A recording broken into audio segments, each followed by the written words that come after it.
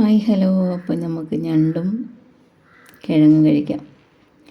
അപ്പോൾ കിഴങ്ങായിട്ടുണ്ട്, കുറച്ച് ഞണ്ട് കൊടുക്കാം. അപ്പോൾ എനിക്കിതിനകത്ത് ഏറ്റവും കൂടുതൽ ഇഷ്ടം കാലാണ് കേട്ടോ. അതിങ്ങനെ വായിൽ വെച്ച് ഊറുമ്പോൾ നല്ല നല്ല എന്തോ ഒരു പ്രത്യേക ടേസ്റ്റാണ്.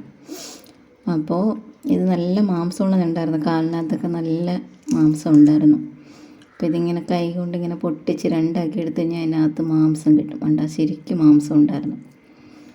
അപ്പോൾ ഞാൻ ഉണ്ടാക്കിക്കൊണ്ട് പറയുകയില്ല, ഞണ്ട് അടിപൊളിയായിരുന്നു, ഭയങ്കര എരിയായിരുന്നു.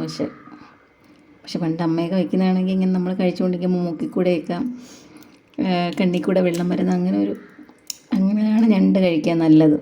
ഇതങ്ങനെയായിരുന്നു.